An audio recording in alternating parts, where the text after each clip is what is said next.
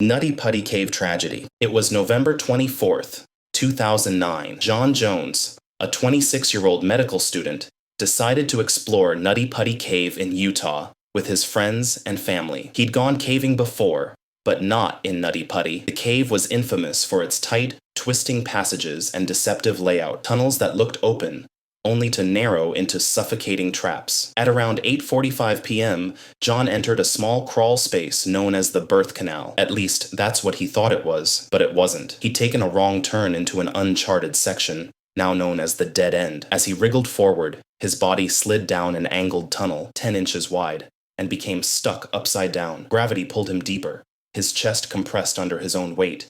He could barely breathe. For 27 hours, rescuers worked tirelessly, rigging pulleys and ropes to try to lift him free. Every inch they gained, the rope would snap or slip against the jagged limestone. John's blood was pooling in his head. His voice grew weaker, until finally, it stopped. He died upside down, 400 feet from the entrance. The cave was later sealed with concrete, his body still entombed inside. The Plura cave diving disaster. It was February 2014. Deep beneath the icy forests of northern Norway, a group of Finnish divers entered Plura Cave, one of Europe's most dangerous underwater systems. Visibility was perfect at first. Clear, blue water illuminated by their torches. But as they descended deeper, 130 meters below the surface, the tunnel tightened, and everything changed. One diver's rebreather malfunctioned. Silt filled the water like black smoke, erasing visibility entirely. Panic set in. One diver turned the wrong way and became lodged in a narrow side tunnel. Another followed, trying to save him. Both men drowned in the darkness. Authorities later declared the cave too deadly for recovery, but their friends, the surviving divers, returned 2 months later in secret to bring their bodies home. They succeeded. The Utah mine collapse. August 6, 2007. At 2:48 a.m., 6 miners were 3 miles inside the Crandall Canyon coal mine when the ground began to tremble. It wasn't an earthquake. It was the mountain itself collapsing. A roar filled the tunnels as the ceiling fell, sealing off every route to the surface. The 6 miners were trapped under 2,000 feet of solid rock. Rescuers drilled boreholes and pumped in air. On the 4th day, faint tapping was heard. It lasted just a few minutes. Then silence. 3 weeks later, another collapse killed 3 rescuers. The mine was sealed permanently. The 6 original miners were never found. The Ogoño Cave Tragedy. June 2015. In Spain's Basque Country, a team of experienced cavers entered Ogoño Cave, a twisting vertical system beneath coastal cliffs. One caver, a 40-year-old man, slipped during descent and shattered his leg. The group was over 300 feet underground. Rescuers arrived within hours, but hauling him out through those narrow, twisting shafts proved almost impossible. They worked non-stop for 30 hours. By the time they reached the surface chamber, the man had stopped breathing. He died just meters from the exit. The Nutty Putty of Wales, Porthaoir Ogof, 1999, South Wales. A group of students went caving under the supervision of instructors.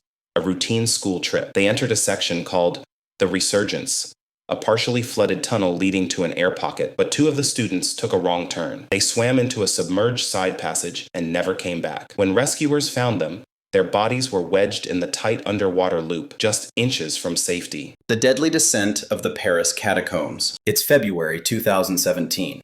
2 teenage boys, aged 16 and 17, decided to explore the Paris catacombs, a massive underground maze beneath the city, stretching over 200 miles.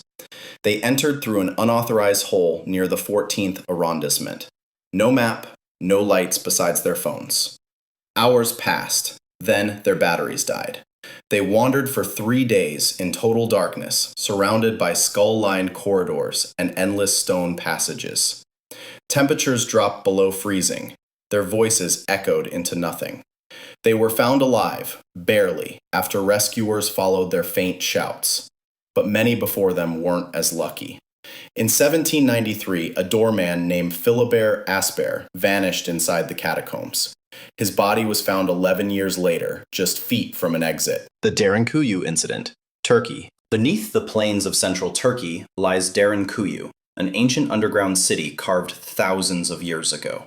In 1963, a man renovating his home accidentally discovered it after breaking through a wall in his basement. The tunnels went down 18 stories deep, holding chambers for livestock, food storage, and even schools. But in the early 2000s, a team of explorers ventured into an uncharted section, one that had been sealed for centuries. Their radios began to fail. The air grew thin. One of them became disoriented and wandered into a collapsed tunnel. The others searched for him for hours, but their oxygen levels dropped too low to continue. When rescuers later entered, they found him kneeling near a sealed door, claw marks in the dust, as if he'd tried to dig his way out. The tunnel was resealed, and the section remains closed to this day. The Chilean mine collapse. August 5th, 2010.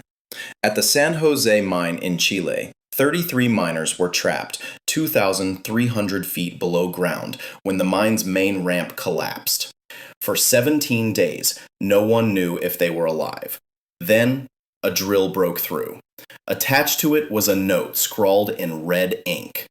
Estamos bien en el refugio los 33. We are well in the shelter, the 33 of us. For the next 69 days, they lived underground, rationing food, drinking contaminated water, and enduring temperatures of over 95 degrees Fahrenheit. Rescuers built a custom capsule called the Phoenix to lift them up one by one. All 33 were brought to the surface alive.